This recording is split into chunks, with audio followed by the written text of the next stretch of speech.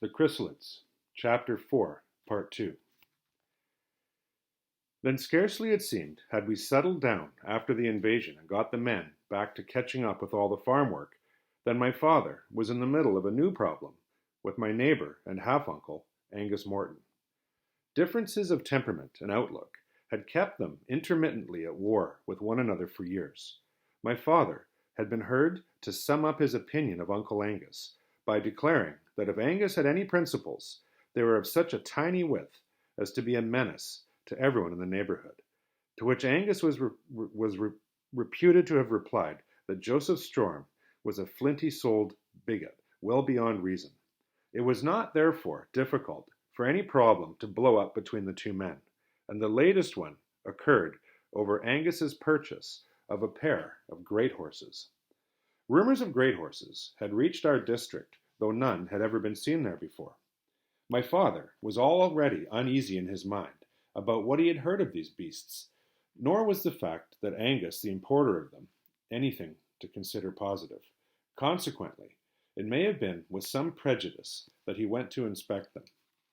His doubts were confirmed at once. The moment he laid eyes on these huge creatures, standing 26 hands at their shoulder, he knew they were wrong. He turned his back on them with disgust, and went straight to the inspector's house with a demand that the horses be destroyed as offences. "Oh no, you're out of order this time," the inspector told him cheerfully, glad for once that his position was incontestable. "They are government approved, so they are beyond my jurisdiction." "I don't believe it," my father said. "God never made horses the size of those. The government can't have approved them." "Oh, but they have," said the inspector. "And what's more," he added, with satisfaction, "Angus tells me that, knowing the neighborhood so well, he even has a list of pedigree for them. Any government that could pass creatures like this is corrupt and immoral," my father announced. "Well, that is possible," admitted the inspector, "but it's still our government." And my father glared at him. "It's easy to see why some people would approve them," he said.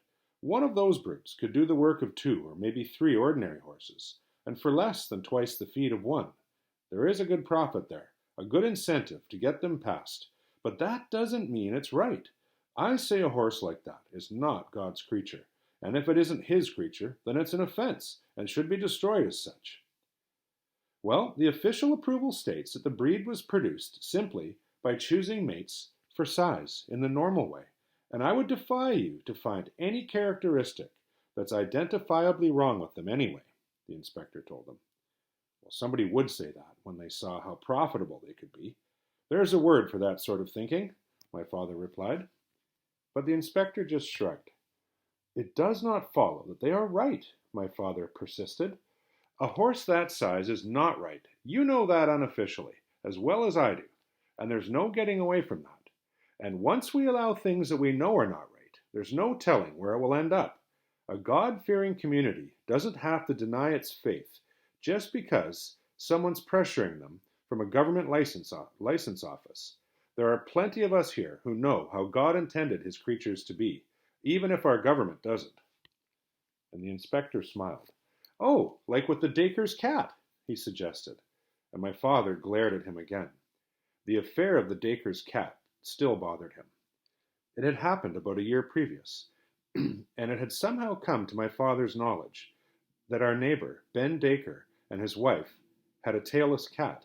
So my father investigated, and when he had collected evidence that the cat had not simply lost its tail in some way or another, but had never actually been born with one, he condemned the cat, and in his capacity as local judge, he ordered the inspector to make out a warrant for the cat's destruction as an offense. The inspector had done so with reluctance, whereupon the Dacres promptly entered an appeal. And such shilly-shallying in such an obvious case outraged my father's principles, and he personally attended to the death of the Dacre's cat, while the matter was still before the courts. His position, when a notification then arrived stating that there was a recognized breed of tailless cats with a well-authenticated history, made for an awkward and somewhat expensive moment. It had been with very bad grace that he had chosen to make a public apology rather than to resign as judge and magistrate. This, he told the inspector sharply, is an altogether more important affair. Listen, said the inspector sharply.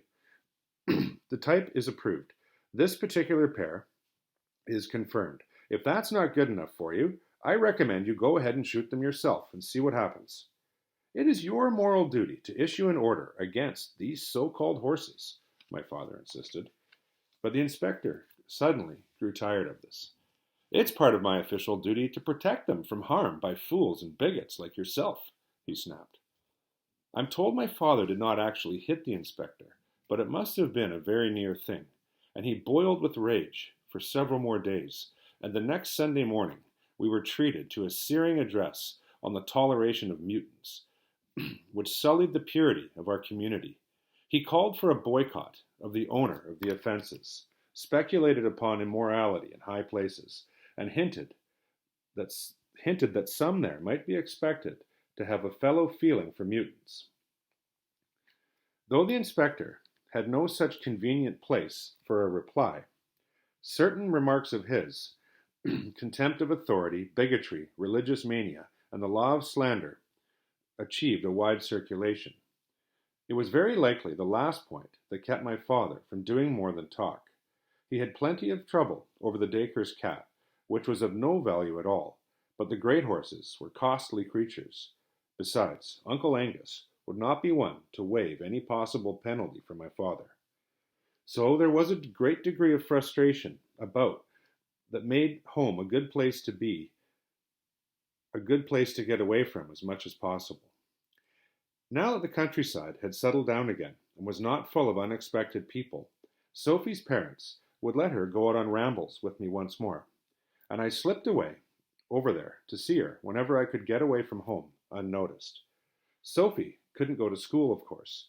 She would have been found out very quickly because of her false certificate, and her parents, although they taught her to read and write, did not have any books of their own, so being able to read wasn't even much good to her.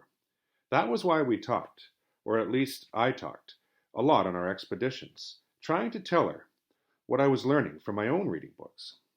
The world, I was able to tell her, was generally thought to be a pretty big place, and most likely round. The civilized parts of it, of which Waknuk was a small district, was called Labrador. This was thought to be the old people's name for it, although that was not very certain. And surrounding most of Labrador, there was a great deal of water called the sea, which was important on account of all the fish. But nobody that I knew, except Uncle Axel, had actually seen it, because it was so far away. But if you were to go 300 miles or so to the east, to the north, or northwest, you would arrive to it sooner or later. But if you went southwest or south, you wouldn't. You'd get to the fringes, and then the Badlands, which would kill you. It was said, too, although no one was sure, that in the time of the old people, Labrador had been a cold land, so cold that no one could live there very long. So they had used it then only for growing trees and doing their mysterious mining activities. But that had been such a long time ago. 1,000 years? 2,000 years? Even more, perhaps. People always guessed, but nobody really knew for sure. There was no telling how many generations of our people had passed their lives living like savages between the arrival of tribulation on the old people and the start of recorded history. Only Nicholson's Repentances had survived this wilderness, and only because it had lain for several centuries sealed in a stone box before it were discovered, and only the Bible had survived from the time of the old people themselves. Except for what these two books told us, the past, further back than 3 recorded centuries, was lost to oblivion, and out of that blankness stretched a few strands of legends, badly frayed through the minds and mouths of successive generations. It was this long line of tongues that had passed down the name Labrador, for it was unmentioned in either the Bible or the other book, Repentances. And they may have been right about the cold, although there were really only 2 cold months a year now. But tribulation could account for that. It could account for almost anything. And for a long time it had been disputed whether any parts of the world, other than Labrador and the big island of Newf, were populated at all. They were thought to all be badlands, which had suffered the full weight of tribulation. But it had been found that there were some stretches of fringes country in places.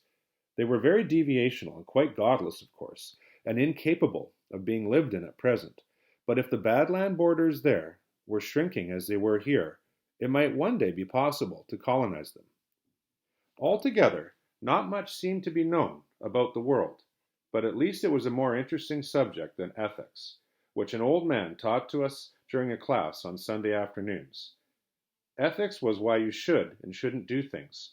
Most of the don'ts were the same as my father's, but some of the reasons were different, so it became confusing. According to ethics, mankind, that was us, in civilized parts, was in the process of climbing back into grace. We were following a faint and difficult trail which led to the peaks from which we had fallen, and from the true trail branched many false trails that sometimes looked easier and more attractive. But all of these false trails led to the edges of cliffs, beneath which lay the abyss of eternity and punishment.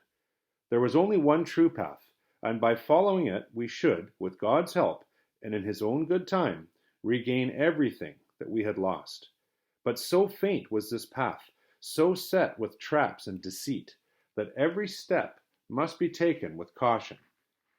And it was too dangerous for a man to rely on only his own judgment. Only the authorities, the priests, were in a position to judge whether the next step was a rediscovery of something lost, or whether the step deviated from the true path, and therefore was sinful. The weight of tribulation that had been put upon our world must be worked out, the long climb faithfully retraced, and at last, if the temptations by the wayside were resisted, there would be the reward of forgiveness, the restoration of the golden age. Such punishments had been sent before. The expulsion of Adam and Eve from the Garden of Eden, the great flood with Noah and his ark, all the diseases, the destruction of the cities of the plain, all other kinds of examples from the Bible.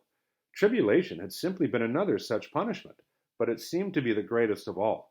It must, when it struck, have been like a combination of all these other disasters together. Why it had been sent was as yet unrevealed by God, but by judging what was happening before, there had very likely been a phase of irreligious activity at the time. Most of the theories and arguments and examples in ethics were condensed for us into this. The duty and purpose of man in this world is to fight unceasingly against the evils that tribulation loosed upon it. Above all, man must see that the human form is kept true to the divine pattern in order that one day we may be permitted to regain a high place in which, as the image of God, it was set. However, I never talked much about this part of ethics to Sophie, not, I think, because I ever actually classified her in my mind as a deviation, but it had to be admitted that she did not quite qualify as a true image, and it seemed more polite to avoid that discussion. Anyhow, there are always lots of other things to talk to her about.